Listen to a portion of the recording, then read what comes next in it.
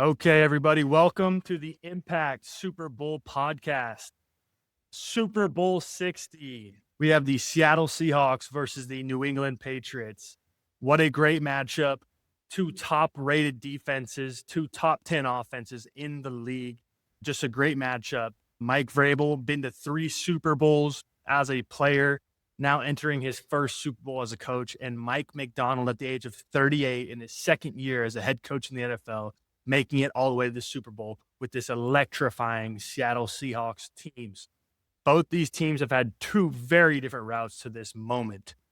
Seattle obviously played in the NFC West, the best division in football, and had to beat the Rams twice to get here. Seattle's strength of schedule ranked middle of pack, obviously leaning a little bit more towards a harder strength of schedule because of that division they play in with the 49ers and the Rams, both having 12 or more wins. On the other hand, you have New England, who people are arguing had one of the easiest strength of schedules. I'm seeing anywhere between the 30th to the 32nd ranked strength of schedule for the regular season. However, they did beat the crap out of teams this year, put up crazy offensive numbers, and also put up some very good defensive numbers as well. Their second-year quarterback, Drake May, was an MVP finalist. He had an electric year. They picked up Stephon Diggs and spent a lot of money on their defense and free agency. An interesting stat about that schedule that they played, though, the 17 regular season games that they played, every single game was against one of these 3 components. They either played against a fired head coach, an NFC South team, or the Jets. So that schedule, people saying it's easy, there's some truth to that. They played quite the plush schedule throughout the regular season. Now, in the playoffs, there's no such thing as an easy schedule. However, they faced the Chargers with a struggling offensive line in the first round. They faced the Texans, that absolutely abominable defense, and were able to get out of there with a win and put up points in the red zone. Their red zone efficiency has increased greatly in the playoffs as they struggled a little bit with that in the regular season. Again, that Texans game, though, was against a struggling quarterback in C.J. Stroud. And then we all know in the AFC Championship, they faced Jarrett Stidham.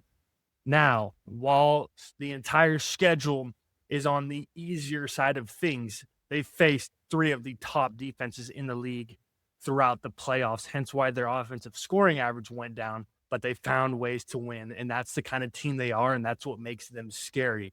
They can crunch games down, drain clock, make it close at the end, and rely on Drake May's clutchness. Seattle, on the other hand, absolutely different route. They had to face the Niners again for the 3rd time this year in the divisional round and absolutely pummeled them, showing pure and utter dominance. Then you get to the NFC Championship and you have to beat the Rams for the 2nd time. This is extremely challenging to do, and they're up to the task. Their defense was flying around. Now, everybody says, we got shredded, that Seattle got shredded in that NFC Championship game. Well, quite frankly, I disagree. Yes, you can look at numbers and yards and stuff, but of course, passing yards are going to be high when the Rams are down for that most of the entirety of that second half. Now, let's zoom back a little bit to this game. Seattle had a 31-20 lead in the 4th quarter. That's a commanding lead. Of course, the Rams are going to be in a pass-first offense, which is why I think some of those numbers were blown up a little bit. Now, let's not forget the moment on 3rd and 12 when Tariq Woolen makes an excellent play on the ball, gets a pass defense, and then he goes and taunts on the sideline. Now, quite frankly, there weren't any gestures or anything. He was just talking crap. I think it was a BS penalty, man. Okay?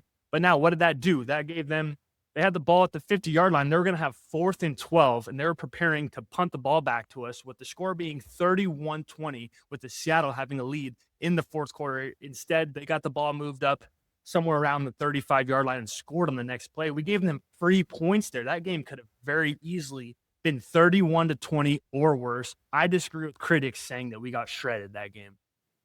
Okay, let's look at the team rankings throughout the year, offense, defense, and special teams. You don't make it to the Super Bowl without a well-rounded team. Both of these teams rank top 10 or better in 3 or more major categories. Let's look at the defenses first. Seattle regular season They were the number one scoring defense, only giving up 17.2 points per game. New England, on the other hand, the number 4 scoring defense, only giving up 18.8 points per game in the regular season. 2 tremendous defenses, 2 top 5 defenses, absolutely gritty bunches, and very, very well coached. Now, moving into the playoffs, Seattle's continued on that number and actually brought it down, only allowing 16.5 points per game in the playoff. And again, that touchdown late in the game because of the Tariq Woolen penalty was gifted points. It could be lower. Seattle ranks top 3 in scoring defense for the playoffs. New England has been dominant in the playoffs. My goodness, they wouldn't have made it to this point without their defense, as their offense has struggled in the playoffs. New England's number 1 overall in scoring defense in the playoffs this far, giving up an absolutely daunting 8.7 points per game. My goodness, those are insane numbers. Now, moving to the offenses, Seattle was the number 8 offense in yards per game, number 11 offense in rushing yards per game, number 8 offense in passing yards per game, and number 3 overall offense in points per game. Now, looking at New England here, number 3 in yards per game. They had a dynamic offense this year. Drake May connecting on several deep bombs, having an MVP caliber season. Again, number 3 overall in yards per game. Number 6 overall in rushing yards per game. Number 4 overall in passing yards per game. And number 2 overall with 30.5 points per game in the NFL. They bested Seattle in each of those categories, while Seattle trails them just by 1 in overall points per game. Now, moving to the playoffs, it's a little bit of a different story. Seattle's the number 1 scoring offense so far in the playoffs, averaging an absolutely terrifying 36 points per game. How do you defend them? They're fast. They got weapons all over the field. What personnel are they going to line up? Are they going to line up in a heavy 12 personnel? Are they going to line up with 2 receivers, 2 tight ends and an extra lineman, 2 RBs, 1 RB back sets? You don't know with Seattle. Clint Kubiak has been masterful. On the other hand, New England ranks towards the bottom of the pack in offensive performance this postseason. They're ranked 11 with only 18 points per game. Could that come into play? We'll see. Looking at a few interesting stats, a few interesting points I wanted to talk about. One thing that I think is underrated going into this here is Sam Darnold. Okay, everybody goes, oh, Sam Darnold's first Super Bowl, Sam Darnold's prove-it game. Well, no, that's actually not true. Sam Darnold has been to a Super Bowl as the backup quarterback with the 49ers. What does this mean? Yes, he didn't play in the game, but he's been through that week of preparation. He's been through that extended bye week. He's been through all the media BS, and he knows and he's familiar with this process. I even saw excerpts on social media of Darnold talking to his teammates about certain things that happen. Don't overpack your bags because of how much free Super Bowl gear you get. These little things help his team prepare because he's been there before. He's been on that roster. He's been on that team. He's traveled to the Super Bowl and he's been through the process. That's an underrated thing that I want to point out. I think he's going to be feeling a little bit more comfortable than his adversary quarterback, Drake May. Another thing to look at here, Vrabel, 3 Super Bowls as a player. So he has experience in this moment too. He knows what to expect. Okay. Obviously with the Patriots, he won 3 Super Bowls as a player. That's going to come big into play for experience and maintaining composure and poise throughout this game. Okay.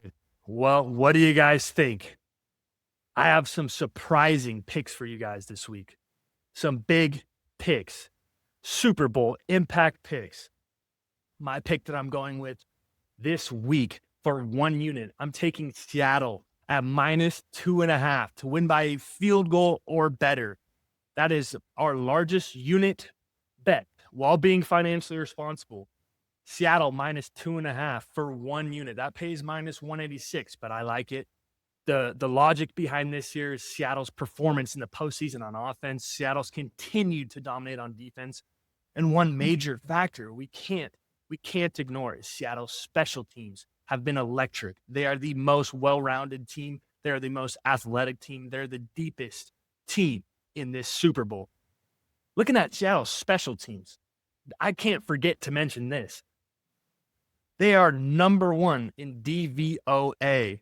That is number one in bringing the expected points scored by the opponent down. That comes down to field position, tackling, and turnovers.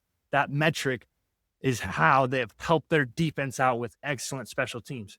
Not to mention, they're also number one in EPA, expected points above average, meaning their special team scores points. You have Rashid Shaheed, multiple return touchdowns on the year. We have an excellent kicker. We have also an excellent punter. So that not only are they scoring, but they're putting our defense in great positions. New England, on the other hand, ranks middle of the pack. Looking at the full-scale picture here, Seattle's much more well-rounded in all phases. And it came into play last week against the Rams while we recovered a muff punt. They fumbled muff punt and immediately turned it into a touchdown. Another pick I like, a surprising pick with much more value than the -2.5. Put a half unit on Sam Darnold to win the MVP.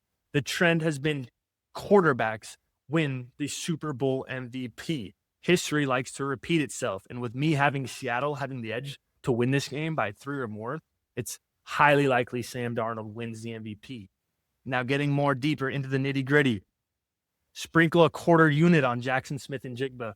Great value there. He's probably the second most likely player to win the MVP. Now, flashback to Seattle's first Super Bowl victory. One of the few times in the 2000s that a defensive player has won Super Bowl MVP. It was Malcolm Smith. Seattle has those kind of playmakers on defense. That's why I'm sprinkling 1/10 of a unit on Ernest Jones and Nicky Manwari. Ernest Jones, he's a lion. He's a leader of that defense. He has 5 interceptions this year. If he's able to force a turnover, maybe potentially get in the end zone and rack up 10-plus tackles, he could get the MVP of the Super Bowl. Same thing with Nicky Manwari. He's got that flash. He's got that speed, that playmaker ability, and the ability to force turnovers. He's always in on tackles. If he gets in the end zone or forces multiple turnovers in this game, he could potentially win the Super Bowl MVP. Although he did just roll his ankle this week, and he's been listed as limited with a new injury, look for him to be a playmaker if he's healthy. All right, you guys, I hope you're excited for this week. I know I'm excited. I can't wait for the day to be here. We have only 3 days remaining to the Super Bowl. I think this is going to be a great game. A lot of people are banking on a Seattle Seahawks blowout. Manage your expectations here. Vrabel's defense has been absolutely lethal, and especially more so in the postseason. They're going to find a way to keep this game close. I just think Seattle's special teams, their defense, and their offensive efficiency is going to come out on top in this game. Let's have a great weekend, you guys. Enjoy the Super Bowl. Enjoy it responsibly. And remember, always make an impact.